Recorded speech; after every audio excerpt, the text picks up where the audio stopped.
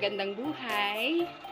Did you know that there are things that you may not know about your life insurance policy?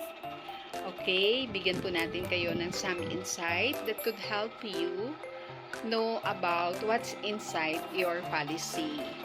So number one, you can loan from your policy.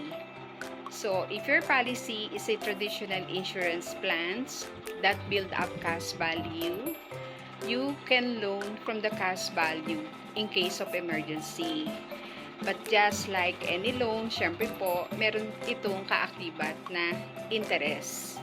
So, huwag nyo lamang pong kalimutan, in case na nag-loan kayo from your policy, bayaran nyo kaagad in case na meron na kayong pambayad para malesen po yung interest. Alright? Number 2, you can use your policy as a collateral.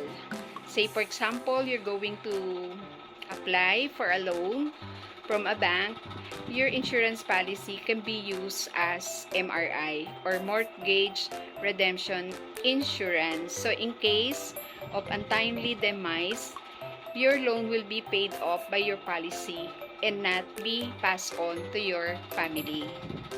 So number 3, lalo na po yung mga merong inaalagaan na charitable institution or foundation, you can also designate your favorite charitable institution as a beneficiary. You can assign a charity or a foundation that you support as your beneficiary. That way, nakakasiguro po kayo na whether kayo ay mawala rito sa mundo na ito or you live a very long life, your legacy can last even after you pass away. Number 4, leverage the death benefit for estate planning. So, ito pong life insurance magpo-provide po ng liquidity para po pambayad sa ating mga estate taxes or ating mga indebtedness. At i-ensure natin po yung inyong mga tagapagmana or yung inyong heirs, especially your family, ay hindi magbebenta kaagad-agad ng property para i-cover yung mga costs ng mga estate nyo. Yung mga taxes, yung mga documentary stamps, and etc. Kasi in case na magbebenta kayo kaagad-agad para lang pambayad sa mga taxes, para i-divide yung mga estate nyo, minsan most often than not, nabebenta natin at a lower cost, or minsan naman ang tagal nating mabenta kasi yung buyer, nahihirapan tayong maghanap ng buyer. So, in this case, life insurance can be used to equalize inheritance among heirs. If certain assets are left to specific individuals. Number 5, tax-free transfer of wealth or tax-free death benefit. So, the death benefit from the life insurance policy is typically paid off po to beneficiary without any tax. Unlike kung kayo po ay may naiwan or meron kayong investment sa bangko, whatever interest earned from that, meron po siyang 20% withholding tax. Okay? And in this case, efficient way po ito para ma-transfer yung wealth sa inyong heirs. And number 8, if you have a term insurance, say for example, you just started for a term insurance kasi mas mababa po yung premium, you can convert that to a permanent insurance plan.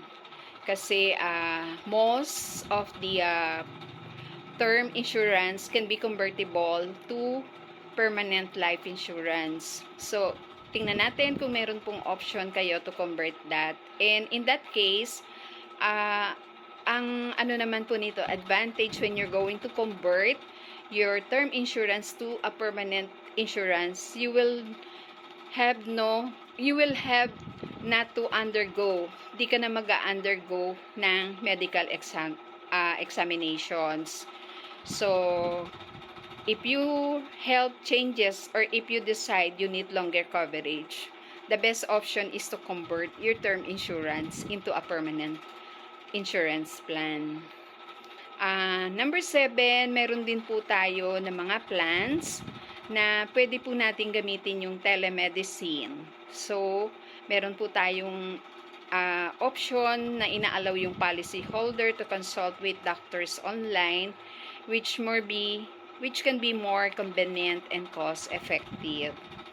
And meron din po tayong plan na meron din po doong medical reimbursement. So, ito pong medical reimbursement is important kasi in case of accident, makakapag-reimburse kayo ng up to the amount indicated in the policy. So, yung pong medical reimbursement is subject to actual reimbursement. So, of course, magpo-provide tayo ng mga dokumento and so on and so forth. Pero, up to the maximum kahit na po ilang case ng accident at meron kayong medical reimbursement na rider doon sa policy nyo, you can reimburse the actual expenses. Okay? So, that's all for now. This is Mayet from Team Cuevas Antonio Associates.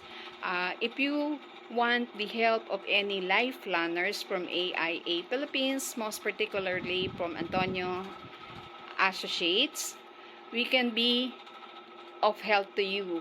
We are more than willing to help you review your policy so you can have a full understanding and knowledge kung ano ba yung laman ng policy na kinuha nyo. So let's review your policy by contacting yung ating mga life planners para matulungan kayo, para i-review natin at ma-address natin yung gap at maintindihan nyo, baka meron din kayong mga benefits na hindi nyo na-avail na nakasama naman pala doon sa policy nyo. Okay? So, this is Mayet again from Team Cuevas Antonio Associates. Your financial advisors you can rely on, especially if you are orphan client. You can message me or any other life planner para i-adapt ko kayo. Alright? Thank you and God bless.